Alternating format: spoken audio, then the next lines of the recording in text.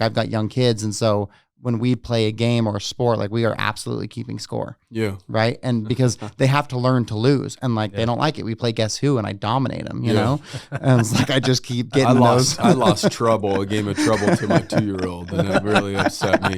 But I was helping her a little bit. You know? Yeah, and two, that's probably okay. But like my son's 6, my daughter's 9. It's like I'm not gonna. If you beat me, then that's awesome. Yeah. But I'm not gonna let you because you're gonna lose so much in life. I don't want you to have your first loss at 18. Real business owner. Whatever your situation is currently is not your forever situation. That's really what real business owners is, man. Like, we don't care where you come from. Where are you going? Our goal and our job is to reduce the mistakes that you have to make or the money that you have to lose. You want to be an entrepreneur, you want to be successful, don't give up. You learn, adjust, and continue to move forward. What's up, everybody? Welcome back to another episode of the Real Business Owners Podcast. Of course, it's Trev and I, as always. As always. And we got a guest today. This is a local friend that has just become a published author. How long ago? January 3rd is when it came out. Awesome, man. Awesome. And I just started flipping through some of the pages, but yeah, he's an entrepreneur. He's, a business owner, a husband, a father, and now a published author. And he's got an awesome story to share with us today. And as I started going through your book today, I saw that one of your first endeavors was flipping Lamborghinis, right? And had a lesson in that, or investing into a guy flipping Lamborghinis, right? Yes. And so, I've had some of those hard lessons myself of when you're just like, not trusting your gut, shelling out that money. But I don't know where you want to start, man. I know you got a hospitality business and things are going well for you. And tell us a little bit about how you got into entrepreneurship and what that's you're a doing. Great place to start. So I have just always been into it as a kid. Like I remember in 2nd grade, I created a restaurant in my basement. We had like an unfinished basement. And for whatever reason, I called it the All Night Midnight Bar. I don't know why that was the name, but it was. And it's like, I took all my old, the toys I didn't want. I put them on the shelves. I sold those. I made my friends sandwiches and sold them sodas. And I remember the first day I made like $20 and some change.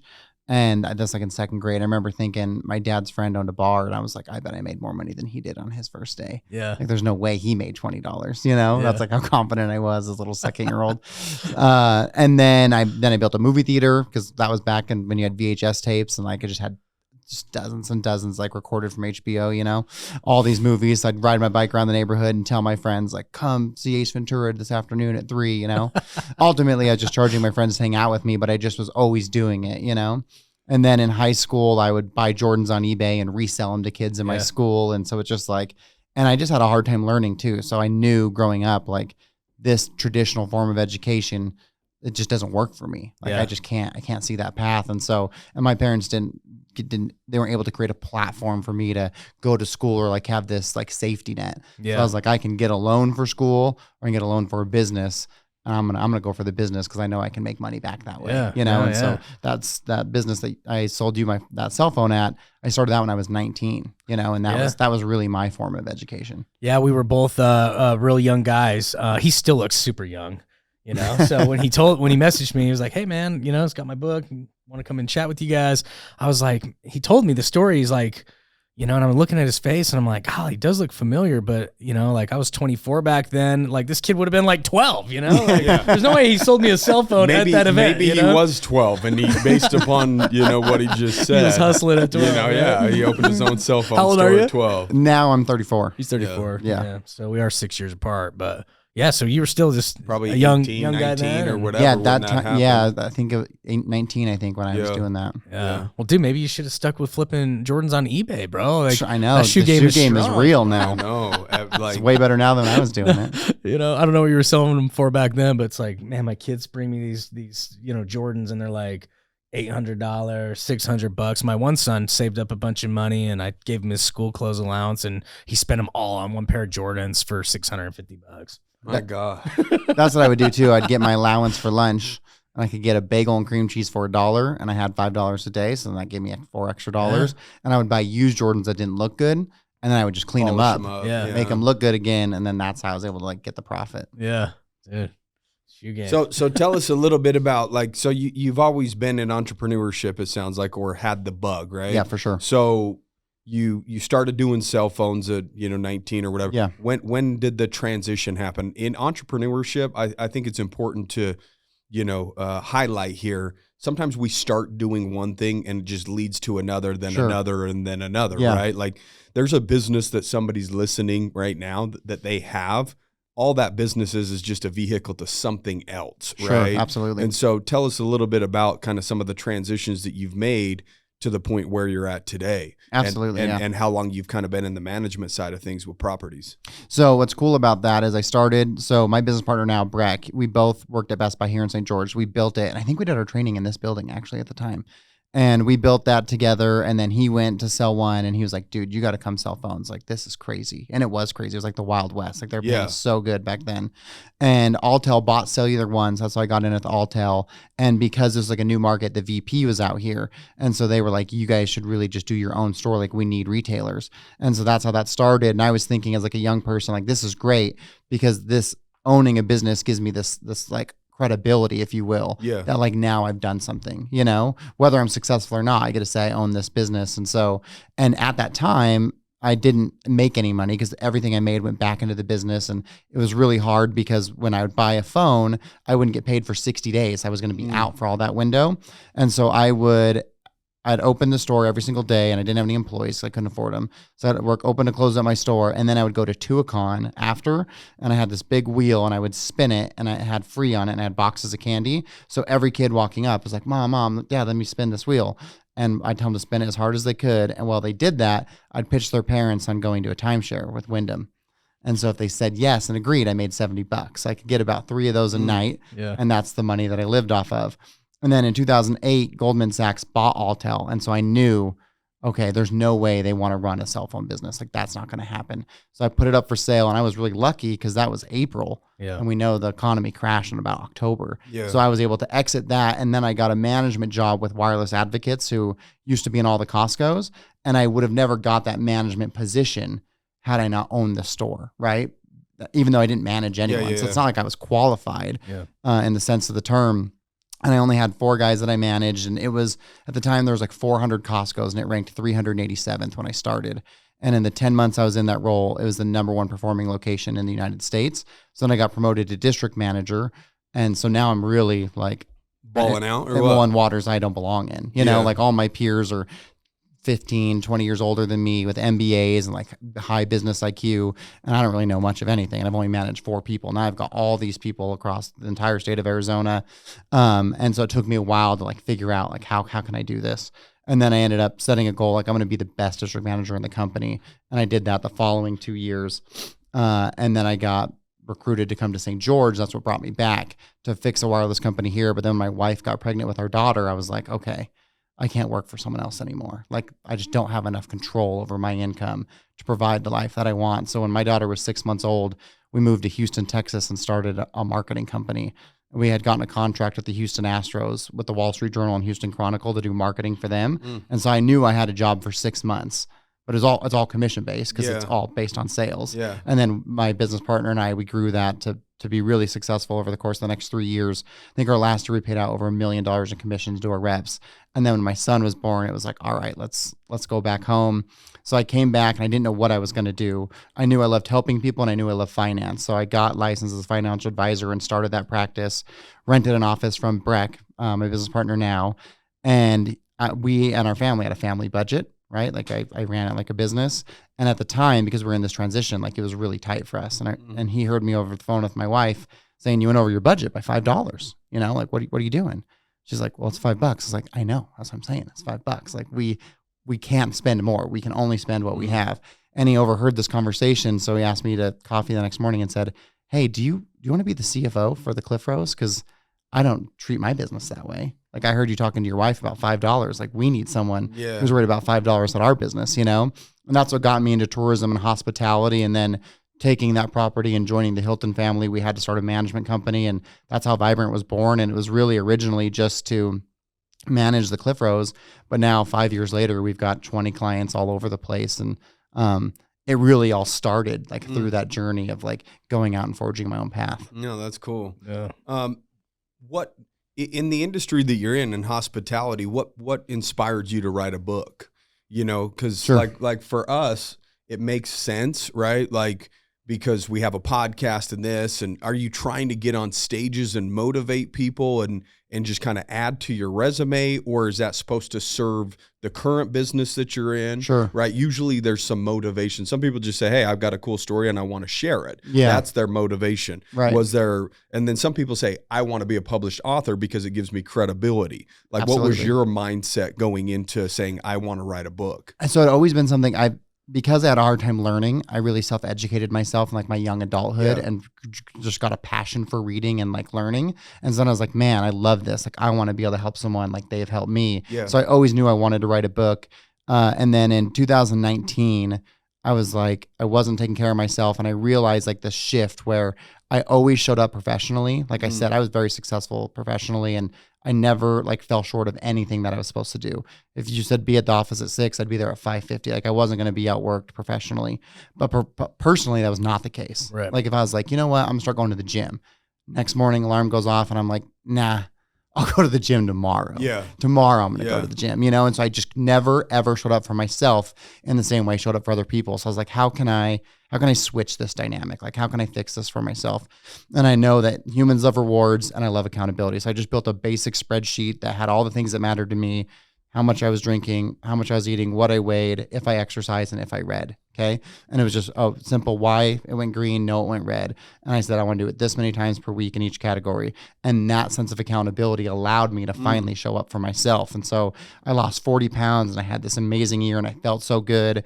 And then in 2020, in January, I wrote a thing on LinkedIn, and I'm not like a social media expert by any means. I'd get like 5 likes and 20 views, you know, but I was like, you know what, maybe there's people on this platform who also show up professionally, but not for themselves. And it just blew up all over the world. Wow. And all these people are like, oh my God, this is great to hear. Like, that's so helpful. And I told them all, I'll send you the spreadsheet for free. Like, this isn't a business. It's just, I'm just sharing something that worked. And if you want it, let me give it to you.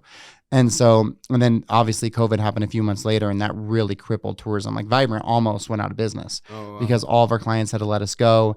We got down to $11.37 on our checking account. And luckily we secured a contract to do a branding project for a Hawaiian skincare line, which is nothing, like completely out of left field, but we had to find some industry that wasn't, and we could use our same, like the principles of what we do works no matter what industry it is. So I was like, okay, so that saved us. And then I took a role with the Utah Tourism Industry Association as their executive director, because it was like, man, I don't know if Vibrant's ever coming back, but I'll run Vibrant on the side while I do this. But so my habits got bad because of COVID. So I had that window of time where I let excuses build, and I thought, like, whatever, you know, my gym closed, so I'm not going to work out, which is obviously an excuse, right? And excuses are just lies we tell ourselves, but it felt good to lie to myself so I could feel good about my bad decisions. And then, so I was like, man, so really all that gain I got in 2019, I kind of lost. So I was like, how can I bring this more to life? And I got a speaker at the Utah Tourism Industry Association called Will Bowen. He wrote The Complaint-Free World. And his whole thing was like, if people complain less, the world will be better. So he had a bracelet on his wrist, and the idea was every time you complain, you'd move it from one wrist to the other, just to like check in with your mind that like, hey, you did this thing. Yeah, exactly. Quit bitching. And so I was like, ooh, I like that. Like, I love that visual essence. And I was like, maybe I could take my spreadsheet and incorporate that. And so that's what these bands are on my wrist. As I was doing all this research on psychology and realized like we can only make so many good decisions in a day. Right? Like, that's why Mark Zuckerberg wears the same thing every day, because it's one less decision. It's decision fatigue. Exactly. Yeah. So how can I incorporate that? And also, I usually make good decisions throughout the day. About 9 o'clock, all hell breaks loose. You know, like In the evening? For me, yeah. Like then I'm having a whiskey. One whiskey's 2 whiskey. 2 whiskeys equals a sandwich equals chips. Chips equals Netflix. And then my night's ruined, you know? And then I'm certainly not having a good morning because I had too much fun last night, you know? And so I needed to find a way, because the problem is like, there's one whiskey. If I have one whiskey today, is it going to ruin my life? Of course not. But if I perpetually do that forever, at some point it shifts and it becomes detrimental. So I had a hard time placing value on these small decisions that, in the big scheme of things, didn't matter, but I kept making repeatedly, so they were mattering. Well, you got to be a student of inevitability. Yeah. Right? To a certain extent. Like, if I keep making these decisions, what will happen, right? Absolutely. It's inevitable that this X will happen if I keep making these Absolutely. bad decisions. There's a compound effect, right? And so that's what these bracelets represent. So now, like, I'm a perpetual snoozer. And so I know that's not good for me. So now alarm goes off, boom, I wake up, I move one bracelet from one wrist to the other. And I figure there's about 10 times a day we can make a pivot and make a better decision than we would have other ways. Because a lot of times we're just looking for dopamine, right? Yeah. You go in the break room, you grab a Snickers, you don't even really want the Snickers. You eat it and you feel good. And then 20 seconds later, you're like, damn it, why did I eat that Snickers? Yeah. Really, you just wanted that dopamine and that release from like what you were doing. Yep. So now I go in the break room, I just move a bracelet from one wrist to the other.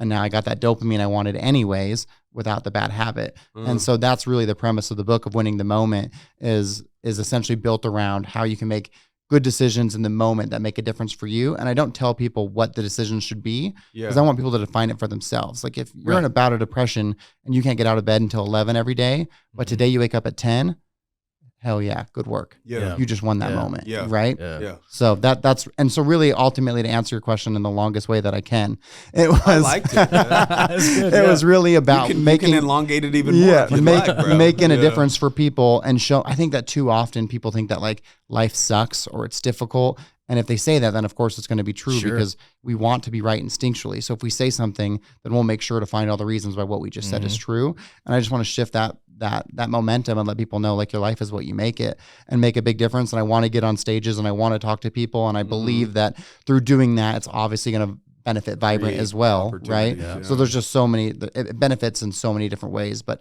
really now I get to be in that second part of my career where now I can really help a large audience. And that's why I love doing sales management because I was really just helping. I never did anything when I was a district manager. I didn't sell, but I helped my people succeed and their success became my success. Yeah.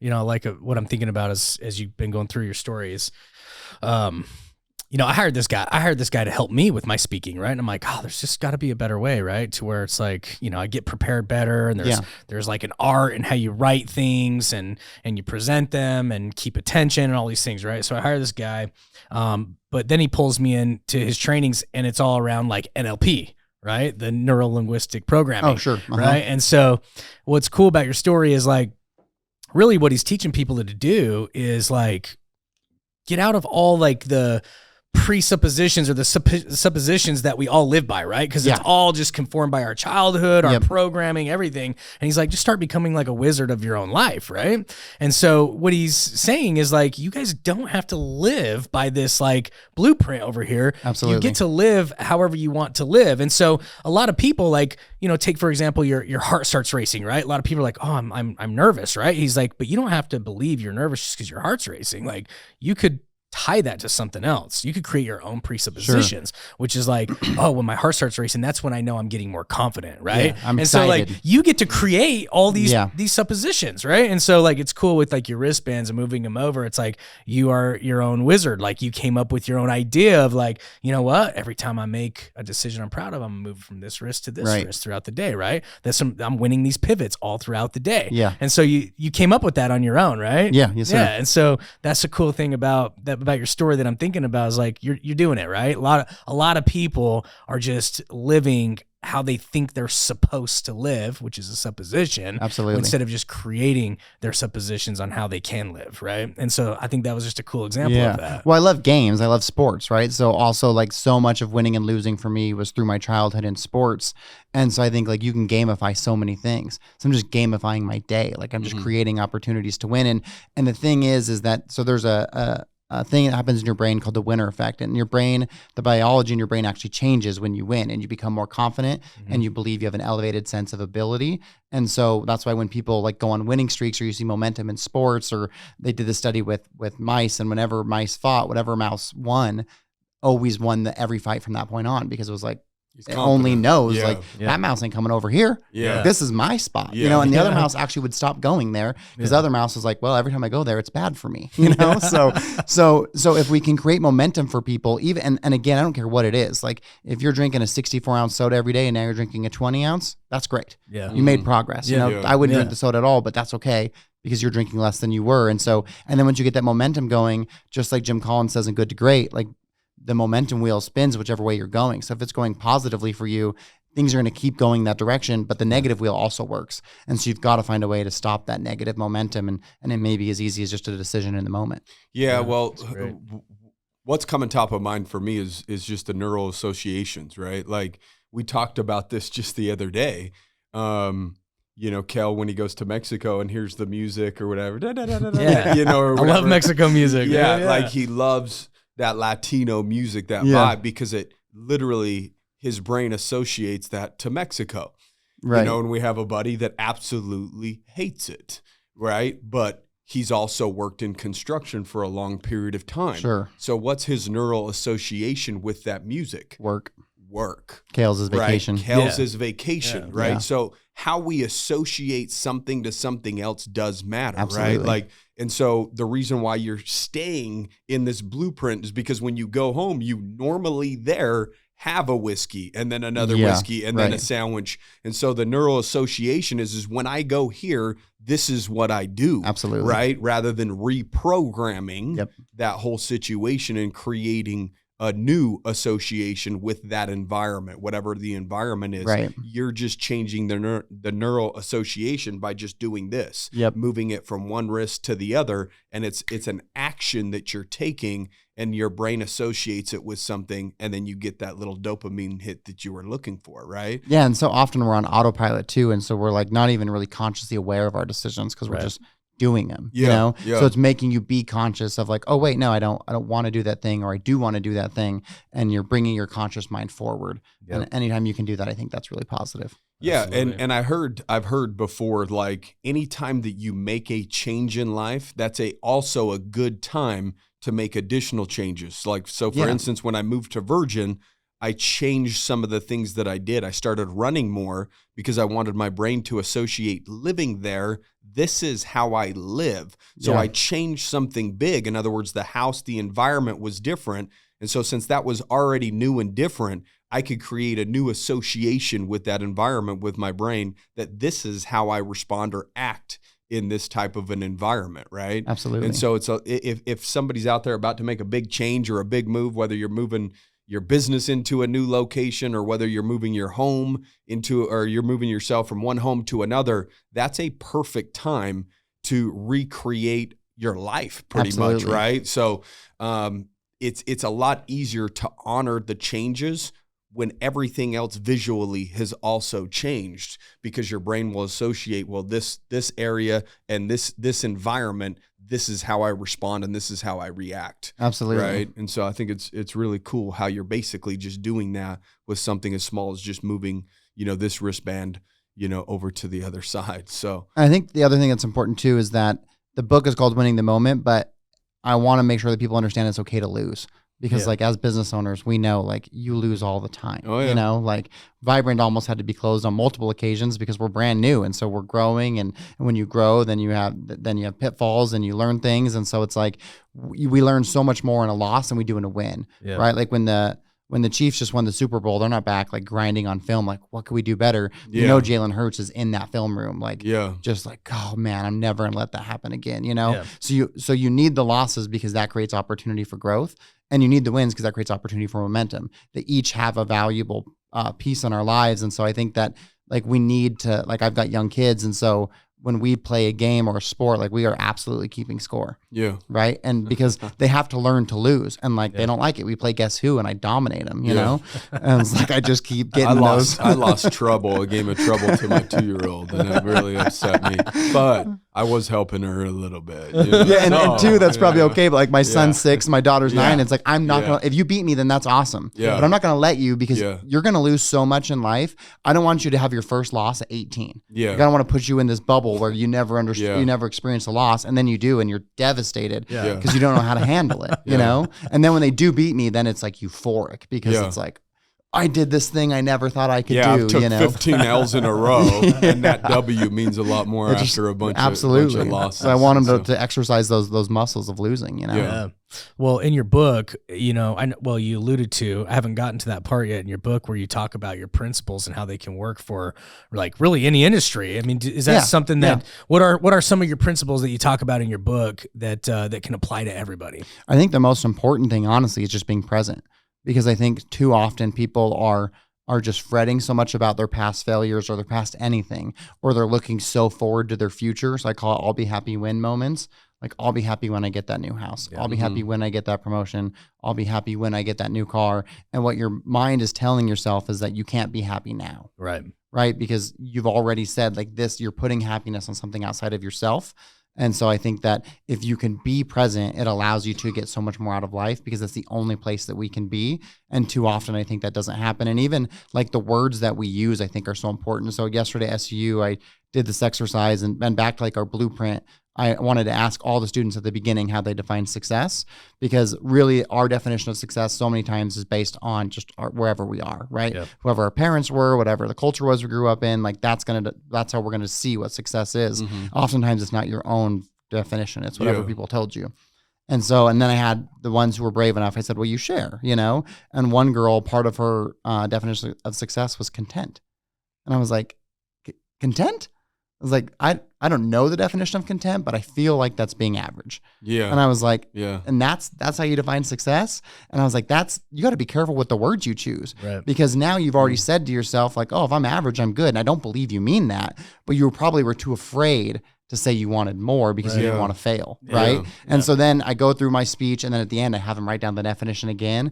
And it was awesome to see how much they changed their definition of success over the course of like a 30-minute conversation. Wow, that's cool. That is cool. So do you still use your spreadsheet?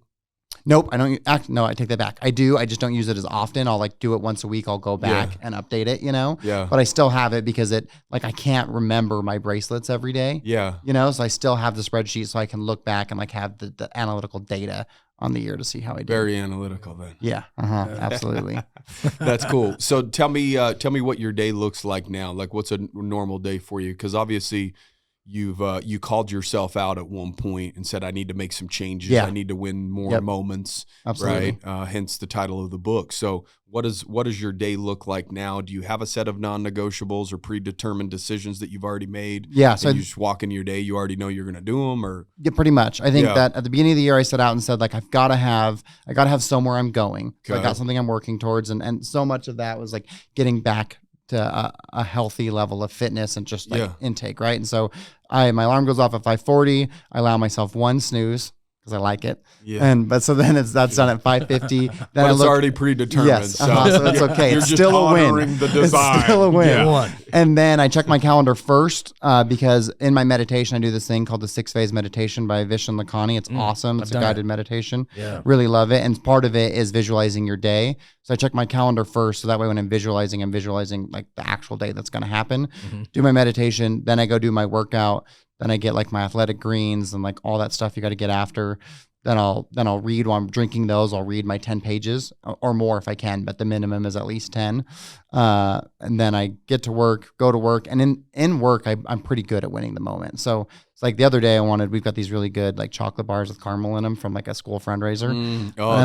From the world's best chocolate or something like that. Best. And they are pretty good. They're very good. They might have titled them accurately. And so I really wanted one the other day, but then I was like, oh shoot, no, I'm going to win the moment. I had some water, but sometimes I'll lose. Like I might still have a candy bar, right? But my day is pretty good. Then I get home and it's really about like my wife and my kids for like when I get home until they go to bed. And then after they go to bed, then that's when I'll either read again or like I've never been on social media before, but now I have to be because it's just this platform of an audience of people to reach for the book. And so that takes a lot of work to make that work for you. Yeah. And so I like to do that like when my wife's putting the kids to bed and my kids are asleep, so I'm not on my phone during their time. And then after that, if she's not too tired, we'll maybe watch a show together. Then I get in bed, read, try and be asleep by 10, or at least in bed by 10. So you read to start your day and to end the day? Yep. Or if you just didn't get your pages in the morning, you do it at night? Or I like to always do it in the morning just to make sure no matter what it gets done. Okay. But then I'm trying to really immerse myself in that audience because like to succeed in the audience, I got to be a part of the audience. And so I want to really get through a lot of books this year and support other authors because like I can't expect them to support me if I'm not going to support them. So through being on Instagram, I found all these other amazing authors and all these amazing books that are out there I didn't know about. Yeah. And so now I'm like, I really want to get through those, you know? So you've already been here, done that in terms of the podcast because you visualized it this morning? Yes, sir. Absolutely. Okay. And it went great. Yeah. There you go. Winning the day or winning that moment. Yep, right? Exactly.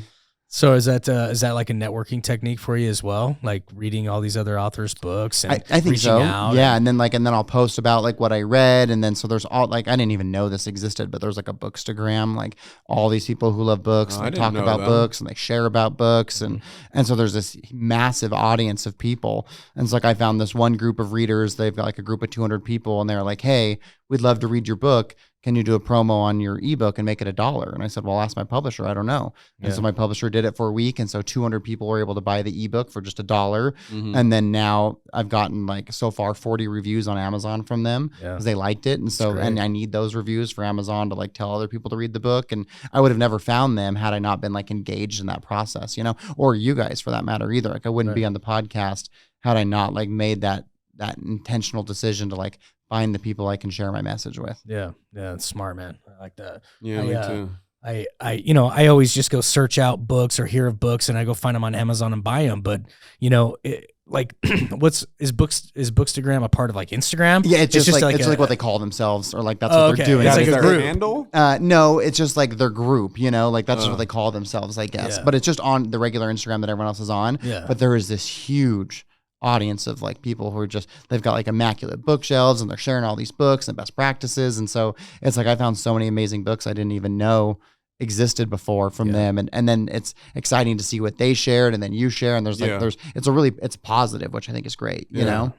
So when you read, are you the highlighter type, or like sitting there highlighting and trying to extract information from the book that way, or do you just read a book and go to the next one and the next one? Kind of depends on the book. Like I just read $1 Billion Liar, which is the story about the rise and fall of WeWork, the co-working space. Yeah. And that was like an enjoyable read. So that was like not a highlighter situation. That was just like an immersing myself in the story. Yeah. But if I'm reading a book that's got a lot of tangible like takeouts, like an Atomic Habits or something, where there's like all these little amazing nuggets, then I'll hit that with the highlighter, because I think it's cool for my kids to see that I have this thirst for knowledge. And like for me, when they get old enough to be able to be punished, like instead of saying you're grounded, I'm going to say, okay, here, finish this book, give me a book report, and then you're done.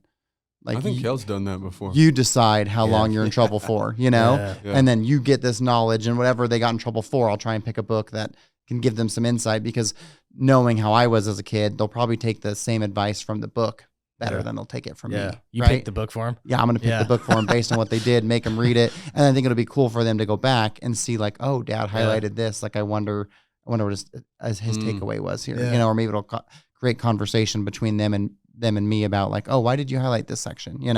And so I think that's what's cool about books, is they live on forever. I don't plan on dying anytime soon, but part of what I'm excited about with the book is like nobody ever does, though. Right. No, of course not. But now my kids will always have my message. Yeah. And like they'll always be able to reflect back on that. My grandkids and my great grandkids, like cool. They'll always know who and what I was and what I thought. I think there's something really cool about that. I think so too. Yeah. Do you ever go back and like study a book, like specific books that you really, really enjoyed? Or because there's two different types of readers, right? Sure. There's more of the reader that likes to read the same book 3 or 4 times and like almost study the information and like take it in. And then there's some people that can read like 40 books a year and they're just kind of zooming through books. Yeah. Like what's your I think most of the time I don't ever reread a book unless it's really impactful. Like The Alchemist is a book that I've read more than once. How to Win Friends and Influence People is one I think you can read like every year. Yeah. So there's or like Who Moved My Cheese. I've read that so many times because it's always a good message, know. Even like The 1 Minute Manager, like I'll read that with my team, and so I'm rereading it because I want them to read it. And so there are a few of the books that I'll reread, but for the most part I don't. And I've never really been, because I didn't like school. And so when I feel like I'm taking a book and like studying it, it just brings back that trauma of like feeling lesser than in school. And so I don't like it, I love reading the same shit over and over and you do. over. Oh yeah. But maybe that's just because I don't retain well. Right. And I'm just like, dude, I know there was some good shit in there. I don't really fully remember it. So I better go back after it. Like it's amazing I do how that have can a retaining problem, but that's, a personal issue. Yeah, there's definitely been times I've read a paragraph and then been like, man, what the hell did I just read? I got to start. I got to read it again because I let my mind daydream a little bit. That's like mine with an entire book. Yeah. So even when you become a good reader, right? Because that was like a very common thing when you're like, because we weren't really scholastic either, right? And so, when you don't read a book, you're pretty much your entire upbringing, other than the one that your class made you read, right? Yeah. Like you get bored and you're not good at like really grasping, the words coming out of those pages. But I've gotten better at that. Like when I read things, I don't have to reread near as much. But I think honestly, you can always get a lesson out of a book that you do reread, because you really are only going to take in the things that are actually meaningful to you at that time. Like I can sit there and read a book and understand it all, but when there's like that pond analogy I've talked a lot about, it's like, oh, that meant something to me. Or the elephant that, is chained down, and then as they get trained to it, like, they can really keep it chained down with just a rope and a stake, and it's like, even though the elephant can totally break, like all that stuff's like, oh, that's meaningful to me. Like I just really resonate with it. So you take the lesson in, right? And so, it's hard, man, when you're reading all those. I think it's a very common thing is all I'm saying. Is like, I think everybody, even when a great reader, still struggles with like retaining. Well, there's just certain everything. books. I think there's just certain books that I really, really want to know like the back of my hand, because I know how valuable it is, right? So I'll read a book and without a highlighter, and then I'll read that same book with a highlighter. Yeah, I like that idea. And then go through that again. But I've read like the book The Brain 3 different times, and like the third time I read it with the highlights in it, I'm like, why didn't I highlight that? Yeah, it's so interesting. Like now, so it's like, I'll go through it and be like, man, that is, and maybe it's just in that moment have a different perspective, and I'm like, man, that really hits right now versus maybe when I read it previously or whatever, right? So that's me. I don't know if I chalk it up to being an idiot or just very, very interested in the topic of the brain, because usually I don't do that with like other books, like How to Win Friends and Influence. I've only read that one once. Yeah. Right. So some I'll only read once, but some, if I really, really want to get good at it. See, we talked about neuroassociations earlier, right? Yeah. And that's part of the book of the brain. Absolutely. So maybe I am retaining something. Yeah, you are. And I think so often you do and you don't even realize it, right? Like you may not even realize you took it in, but then you'll be sharing a story and you'll pull back from like some wisdom or an antidote from a book and share that with someone without even realizing that you did like store it, but it's there. Yeah, I agree. So dude, let me ask you this. You've created all these routines for yourself, and you've overcome a lot of things, and you've got your business and all this stuff, but like, where are you going with all of it? Like, what does your future look like? Have you mapped that out? Like, what are some of the things that you're trying to move towards? So I think when you think about like what you can do in a year, we always think we can do more in 1 year than we actually can, right? Mm-hmm. So I like to think of it in 3 years, because we underestimate what we can do in 3 years. Right. We overestimate what we can do in a year. So when I think 3 years out, I mean, Vibrant's always going to be a huge part of my life. That's something that we've built from the ground up, and that's always going to be the main thing that I'm doing. And as I get older and further down that road, I really want to get in front of an audience. I want to help people, like I want to be able to get out there and share my word. And like the book is a great platform to be able to do that. And it does, to your point, Trevor, give you that credibility where it's like, I can get a speaking arrangement now that I wouldn't have got without being a published author, which is just part of our society, right? It's all bullshit anyways, but it will work. And so now that I've got that credibility, I really want to get on stage and I want to help people. And I love it. Like when I get to go talk to SUU or get in front of an audience, like I really love to do that. Being on this podcast, sharing my message, I think that there's so much that people can take away from it. And even the students that came up to me yesterday at SUU, and like this one gal wanted to share with me like what she was going through with her parents and her family, and kind of gave me her whole life story. And she'd only known me for an hour. Yeah. And it was so interesting to see how much she was willing to share, because she could see us coming from a place, like a real genuine place, And if I can do that more often and more frequently, then that's what I want to do, especially with the younger generation, because I think they've got so many obstacles that we didn't have, and so much more reason for self-doubt and so much more reason for comparison. Like I really think they need to hear that message of like, you get to dictate your life. Like your life, good, bad, or indifferent, is a reflection of your actions and behaviors. And your choices. Yes. Yeah. I mean, anybody has the ability to create whatever it is that they want to create. Like I can probably become a great pianist if I'm willing to give it 10 years. 100%. Totally agree. Do I care enough to give it 10 years? Yeah. So the idea really is to find something that you care about enough to give it the time that it needs to unfold and give you the benefits of, the work that you had to put in, right? Like that's just what it is. And I was reading something recently, I was listening to a podcast, and it talked about the Greek definition of passion. Do you know what that is? No, I don't. It means to bear, suffer, or endure. Wow. Right. And so some people think, oh, I have to be passionate. And they think that that means that they have to be energetic and excited about this thing all the time. Yeah. Really, the definition, it means that you're willing to bear or suffer or endure for this thing that you say that you care about. That makes a lot of that sense. you have passion for, right? Because no matter what it is that you have passion for, that you want to accomplish, you will have to bear suffering, and you will have to endure, obviously trials and tribulations and difficult days, because that's just part of the human experience, right? It just is what it is. And so, I thought that was really, really cool to get a new perspective, because I think that the young generation, everyone says, you got to find something that you're passionate about. That just means you have to find something that you're willing to suffer for. Yeah, that you're still going to do in the shitty days. Yeah. Yeah. Which makes total sense, because that's where fulfillment lies. Yeah. Fulfillment really comes when we achieve, right? Yeah. By overcoming. And so it's like, what have you really achieved? If you say you're passionate about something, or I have to just have passion to have something to feel fulfilled in what I'm doing every day, it's like, well, you don't really feel any passion for just, I guess if you're playing the guitar and you're playing an amazing song and you're like, you're just feeling all this passion, it's like, you don't really get the fulfillment from that. You get the fulfillment from mastering it, and learning those chords and like beating your fingers up and getting them calloused and like all the things that it goes through to actually overcome that and be great at that. Right. And then you feel passionate about it. So a lot of times when people are just wandering and they're just like trying to find their passion, it's like, man, you just need to pick something, overcome it, achieve, and then that passion comes from the suffering and enduring. So it makes total sense. Yeah, no doubt. And to your point, if everyone could pick up a guitar and rip an awesome chord, it would not be cool. Yeah, exactly. But because you can't, and you got to work hard at it. And to your point of the pianist thing, in Malcolm Gladwell's book, The Outliers, he really lays out that like it takes 10,000 hours to be an expert at something. Yeah. And if you can put in that time,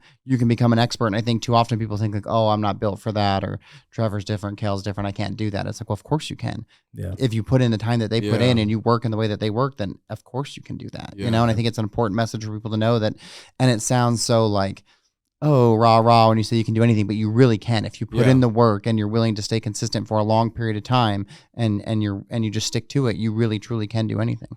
Well, I think it's just important for people to understand, like you said, like a 3-year thing versus a 1-year thing, right? Yeah. Because everybody's, wanting what they want, and they want it right now, and they hit a moment of frustration or $11.37 in a bank account and decide to kind of quit and give up because it's just not working. Absolutely. And those are the test days, right? Those will determine how bad you really want it, and what makes somebody think that they're even deserving of having the thing if you can't get past those test days. Absolutely. Right? That's what makes it so rewarding, as Kale was just alluding to. And when I was listening to the podcast, it talked about, passion and suffering. I don't mean to go get, too religious or anything, but then it talked about Christ. Yep. Said he loved everybody, right? Yep. And so he was willing to suffer for the people, right? Yep. And so it's just the same, like, if you want great finances, are you willing to suffer to have great finances? Yeah. Now, if you want a great body, are you willing to suffer? If you want to be a great hockey player, are you willing to suffer? Or a pianist, are you willing to suffer? Like, you have to find something that you look at that just inspires you just when you watch somebody else do it. Yeah. And ask yourself, are you willing to suffer to be that good at that thing? Because I think if it gives you an emotion or a feeling of inspiration to watch somebody else do it, that's kind of like a little signal to you, right? Like I don't get inspiration watching a ballerina or a hockey player. That's just not my thing, right? Like I don't even know what move that they're doing, right? Like I watch my daughter play soccer or whatever. I don't know. They say offsides. I'm like, I don't even know what that means, right? Because like I don't really care enough, right? It doesn't I can watch a soccer play and somebody kick a goal and it's like, I don't jump up and get excited. It doesn't cause inspiration. Therefore, I'm probably not going to pursue trying to be good at soccer. Right. Right. Like find something. Like we scroll through, Instagram or Facebook, and you stop and you watch videos of certain people. What are they doing when you're watching these videos that's creating a feeling or an emotion? That's probably something that you would be willing to suffer for if it gives you the emotion just watching somebody else do it imagine the emotion it would give you if you did it, right? Well, and I told you before I came in, I heard you on that podcast about how you ran 38 miles for your 38th birthday. Yeah. And I went right home. I told my wife, I was like, hey, want to hear something cool? Yeah. What if I did this? You know, like what if I ran How was her 36 miles? response to that? She thought She's it was just like, awesome. She was like, well, can I run with you? And I was like, yeah, I'm going to let people sign up instead of getting me a gift. Yeah. I'm going to let them sign up for a mile. Yeah. Like, which mile do you want to join me on? Yeah, You know? that'd be cool. And then I would get this whole year to build up to it. Yeah. But it was like, I was thinking like, man, before I talk about it out loud, let me really like play this through my head. Like, Yeah. how much am I going to have to run? How much am I going to have to practice? How much am I going to have to train? And how much you'll have to suffer. Right. Yeah. And but it made me excited. Like I heard you Yeah. say that and I was like, wow, that sounds so cool. And you talked about your kids too and the impact it had on them. And I was like, what a great thing for my kids to see. And as I'm getting older Yeah. and I want to stay young, like what a great way to do that. And so I think you're totally right. Like you get things that inspire you and you think like, oh yeah, I want to do that, you know? Yeah, but then you question it. Just Yeah. like you said, like, I better be careful before I speak this out loud. Right. I better be committed. Yeah. And I just think that not enough people get to the point where they actually speak it out loud. Right. Just like that gal when you went to speak in contend, or Yeah. where she just didn't want to speak something big or Yeah. crazy out loud.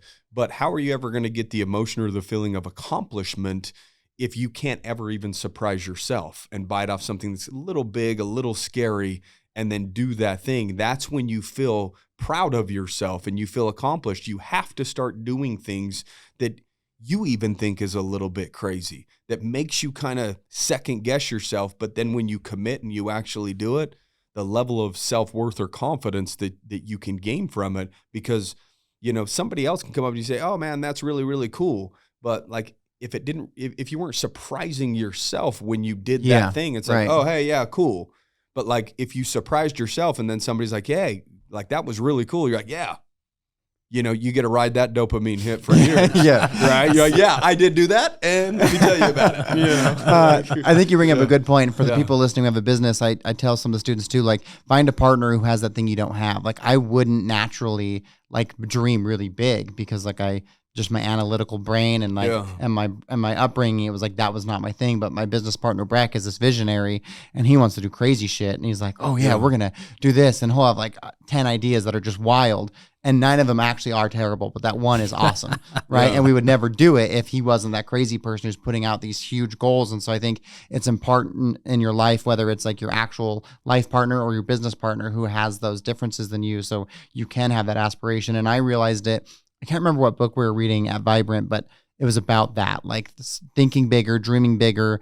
And I realized like, shoot, man, I've always gotten everything I wanted in life, but I never really wanted a lot, because I didn't have a lot. And so I was really looking for security. Yeah. It's like I bought a house in, I can't remember what year it was, maybe like 2010 or 2011 here in St. George for $100,000. Like it was Yeah. awesome. So my mortgage was $600 Yeah. Yeah. and like I didn't have any debt. And so it's like, it was awesome, right? Because no matter what, I knew I was gonna be able to take care of my family. Yeah. Like I could go sell t-shirts on the boulevard and pay Yeah. for my mortgage, Yeah. like I was good. And then I read this book and I thought to myself, man, you know what? It's not that I don't have a lot. It's that I didn't ask for a lot. Like I just never was intentional with wanting more. And I said, I'm going to change that today. Like I'm going to start dreaming bigger because I know if I do that, I'll get it. And I was just too afraid to like want more. And so that was in 2020. So my behaviors were actually worse, but my results were better because I started dreaming bigger. Now I've got this beautiful dream home and a dream car and my business is doing amazing. And it all stemmed from my thoughts. Like it wasn't behavior driven. It really started in my mind. And now I'm getting those behaviors to align with my thoughts, but it started by just changing the way I was thinking about what I wanted in life. Yeah. That's Calbert, dude. Calbert's he's a visionary, right? Let's Yeah, go big. I Let's am. go big. Let's You're go the big. visionary. Let's go big. Why not? Fuck it. Let's go big. I was like, oh, it makes me nervous sometimes. Yeah. but, That's you scary. know, It's scary for me too. Yeah. Yeah. It's not saying it's not, but It's scarier for us. yeah. Yeah.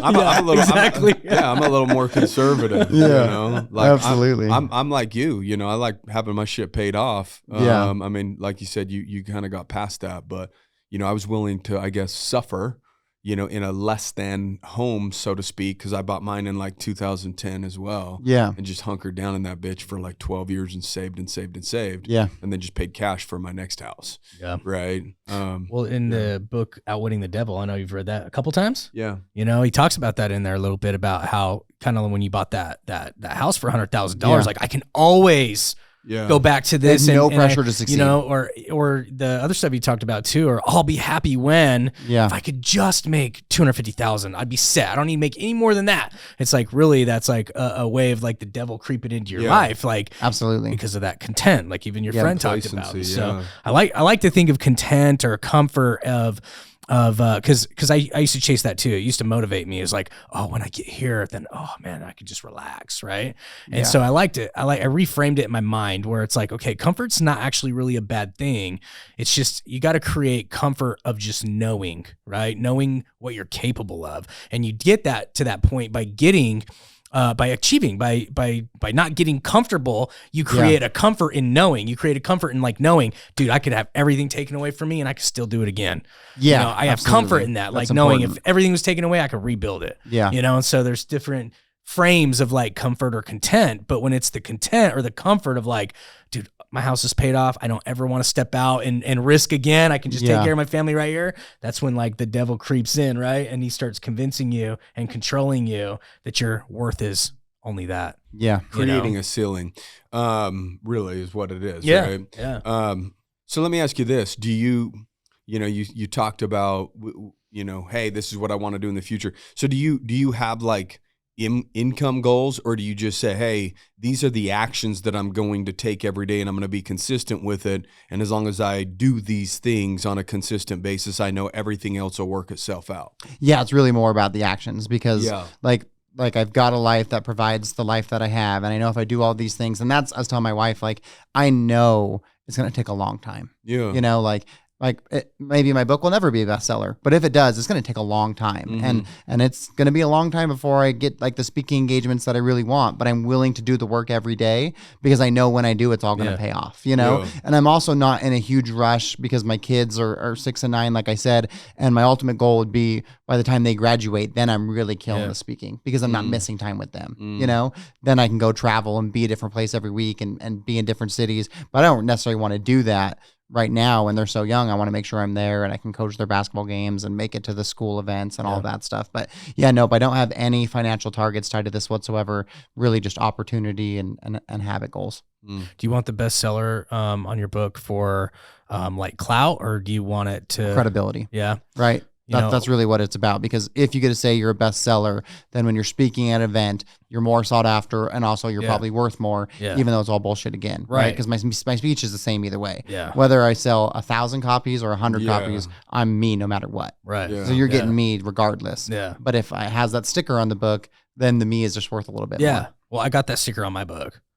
So You have a book? Yeah. Oh, you I got a do? book. I didn't know that. That's awesome. Yeah. So, but there's a strategy behind it, right? Yeah. And for anybody who wants to write a book, if that's important to you, right? Yeah. That title, which it was for me at the time, there's actually a strategy behind it. And I actually hired this gal that set up the whole, Amazon launch, right? And it's number one bestseller on Amazon, Right. Right. But there's all these categories, right? And so like I hit number one in all the categories except for one, which Jim Quick was the number one, and I was number two for my book launch, right? Yeah. But you build a lot of hype up for your launch, and then you have all these categories. But as long as you hit number one in any of those 5 categories, You're like number one. Amazon lets you put that stamp on your book, you know. No. And so there is a way. Like, so anyway, I hired this gal to help me get my strategy down, and when I launched my book, I only sold a couple thousand copies out of the gate, but it got me number one bestseller in like all those categories except for the one Jim Quick was the bestseller. My publisher said we had the call after the book came out. She said, all right, what do you want to do? And I told her, she's like, okay, well, do you want to be an Amazon bestseller? I was like, that'd be great. She's like, okay, well, here's how we do it. And I was like, what do you mean how you do it? She's like, well, it's just a strategy. She's like, can we guarantee it? And I was like, so you just pay for it? And she was like, yeah. And I was like, I guess that's like everything else in life. And she's like, and you can be a New York Times bestseller if you want. Yeah. And then it's this. Yeah. And it it's takes like a lot more. Yeah. And I was like, that's exactly right. Yeah. And so I was like, oh. Yeah, okay. That's how they're doing it. Interesting, but really it's no different than anything else. Like if you have a business and you pay more in advertising, you're going to get more in return, right? Yeah. That's really just that concept. But yeah, it is important because it will create more opportunity for me. But yeah, but the way you're doing it too, man, like getting the momentum and just keeping after your book and staying consistent, putting it out there, getting people to buy it. It's a cool way to earn it as well. I know Trev and I have talked about it, and I know we'll do it eventually, writing our own book together on the Real Business Owners, because he's writing his own book right now. I've written my own book. We'll write one together for the Real Business Owners brand. But it's like, dude, I'd like to do it at that bigger level of like New York Times bestseller. Yeah, because you're just getting the opportunity and the platform to share with people where they're going to hear it, right? You get to get on those podcasts, you get to get on USA Today, and it's not like it's a false success. It's real success. You're just getting the more opportunity to the platforms, the marketing, right? The opportunity, or attention, right? Yeah. And if the book sucks, they won't buy it. But if it's good and you get the platform, then you're going to succeed, right? And so I think your guys' book will be awesome because now you've got all these antidotes and almost 200 episodes of people sharing all their best practices. Like that's the best way to gather information because it's not just what the two of you think. It's the collective of everyone who's been on the podcast. That'd be a great book. So how did you write? Did you just write your book, or did you do like the Rev thing, like where you recorded it and then transcribed it? Or so I had a ghostwriter who worked with me, so we'd have a call every week, and then it was pretty much like interview you. Yeah, not really. It was almost like just talking to a buddy. So we started out, and it was like, okay, what's the premise of the book? What do we want to hit on? Let's build out the chapters. So we built the chapters out, and then we'd have a call back. Chapter 1, I know nothing. What do you want to talk about? And I was like, oh shit, I don't know. Like, so he's like, well, and you just start having a conversation. And then I would like tell stories, and then he would send me like, okay, here's chapter 1. I need more about this. I need you to add this. So I would write some things too. But then I would read it and be like, oh shit, I told this story about my buddy Andrew. Like, I better make sure, like I was just telling it as like, here's a thing, but now it's in this book. So then I had to go at all the people and ask if they were okay with what was shown. But it was really interesting because I think my book reads like me because it is me just talking, and he just put structure and format to it, right? And so, and I really enjoyed the pieces that I actually wrote as well. Like that was really fun for me. And I think I would also like to do a podcast about winning the moment, interview people about their wins and losses in life. And I think my next one that I'd like to do is talk about like, this is the formula of the actual habits, because this one is not habit based, because I wanted to start with people creating their own habits for themselves and defining their own success. But I think there will be the audience that's like, well, I want to know what you're doing. I want to know what Trevor did. I want to know what Kale did, right? So then I'll give them that and say, if you want to have the success and they did, here's how they did it. Absolutely. Yeah. We need that guidance sometimes in order to get the confidence to start creating our own formula. Absolutely. You know what I mean? And so I know I did, Well, I mean, I think any formula to a certain extent is somewhat of a copied formula from somebody else. See somebody else doing something, and that's how you create a spreadsheet. I know that healthy people do these things, and so I'm going to put a priority on doing these things because it's just, somebody before us did all those things and proved that, there were benefits to it. Right. Well, and that's why the first chapter is I know nothing, because I had this like epiphany one day. Brock walked in the office and said, you know what's interesting, dude? He's like, what? I was like, I don't know anything. I was like, the more I read, the more I realize I don't know, because they all have their own opinions. So it's not like, it's not just so factual that like, this is the only way to do it, because one person says it this way and another person says it that way. And neither one's right or wrong. They're both right. They just have different perspectives. And also in my book, I talk about like, I have nothing new to share. I am just repurposing information. Like this is just from books I've read and experiences I've had and stories that have been told. Like everything we're saying has been said. And that turns out my whole like epiphany that I thought was so brilliant that I know nothing, Socrates said like at the beginning of time. So it's like even that one was already earmarked to somebody else, But I think that's part of it is everything out there already exists, and it's just finding what works for you. Yeah. Well, and that's the cool thing about books is it's just a bunch of different people's perspectives. Right. And then it allows you to look at certain things from different angles to hopefully find the thing that connects with you. Right. Absolutely. That's really what it comes down to. So. Yeah. I used to win a lot of arguments with people because like whether it's my mother, my wife, my ex-wife, my sister, because they would always be like, no, like this is the way you're supposed to do things. Yeah. Or I learned this and that's the way it's supposed to be done. Like, well, that's just somebody's theory. Yeah. Like, where did you learn that? Is that your theory or is that their theory? Have you put it to the test? They'd be like, well, I guess. Quit making me question myself, Bill. Thanksgiving got interesting. So how do people find you, bro? How do people connect with you if they want to connect with you? You have your Instagram account, is that right? Yeah. What is that? Just Cody_Adent. So if you like go to Google and just type in Cody Adent, CODYADENT, pretty much any way that you can connect with me will be there. Okay. And then of course the vibrantteam.com too. So if you're in hospitality or you need help with marketing or branding, then you can find us there as well. Yeah. Tell them a little bit about that real quick. So individuals that maybe want to start their own, lodge or, Yeah. Yep. Tell them a little bit about that real quick so that Sure. they understand kind of a little bit more in detail what you do there so that they can connect with you if they'd like. So at Vibrant, we specialize in like boutique hospitality properties. Like if you want to build a Hampton Inn or like a Holiday Inn, that's not us. Like that, find someone else for that. But we like really unique experiences because I feel like that's what the audience is driven by. And so if you already have an existing property and you just need help maximizing your revenue or getting your marketing out there or finding a new consumer, we can do that. Or if you want to do a rebrand, or if you don't yet have a brand and you've just got a concept, we can take you all the way from beginning to end where we'll determine what your name needs to be. We'll build your brand. We'll build your website. We'll build your logos. We'll define your colors, your typography, and then we'll make that a reality. And then we've got this really cool thing that we've done really that was inspired in COVID called virtual GM. And so we figured out how to run properties without staff. So like the dwellings, for example, in the Virkin is all ran virtually. The only staff are the housekeepers. And so our virtual GM, which they're pretty much all stay-at-home moms. So it's a great job for moms to have because they just need a phone. They can do it from anywhere. So you call to make a reservation at the dwellings. Megan or Becca will answer the phone. You don't even know that they're not like there at the property, right? They're taking care of everything for you. We're using automation. So we use a system called Whistle. So when you arrive at the property, it'll text you and say, welcome to the property. Here's your lock code. It's all done with individual key codes that change for every guest. And then we're just using technology to allow that to run seamlessly. And so obviously your biggest expense as a property is usually your mortgage and your payroll. And we found a way to handle one of those. So really anywhere in the boutique space, not even just in Utah, but anywhere. We've got properties from Florida up to Canada. We'd love to be able to help you out and see if we can make a difference. Well, with your marketing, you also handle the mortgage to a certain extent. Yeah. Getting them booked out. Yeah, that's exactly right. Like, and we have clients that we do all their finances too. So if they don't even want to work at that, I built out this budget system where I can really forecast out for them, like really almost to a science of like what they can expect their expenses to be. They can always see their cash flow. Plus I'll do all their QuickBooks as well. And so if you want to just have this passive vehicle that creates income for you in the hospitality space, then we're a great option for You're that. the guy. Yeah. Cool. You're the guy. No, that is cool. Well, we appreciate you coming on, man. Yeah, sharing your great episode. wisdom, dude. Congrats on your book. Thank you. You'll get that bestseller. You'll get I those will. stages. I'm going to. You'll continue to get business and continue to grow based upon obviously the way that you live your life, So it was an honor to speak with you today, and we appreciate you coming out, man. Yeah, thank you guys for having me. Yeah. You've created something really cool and special, and I'm happy to be a part of it. Yeah, thank you. Appreciate you. Guys, we appreciate you tuning in. Keep kicking ass. We'll see you next week.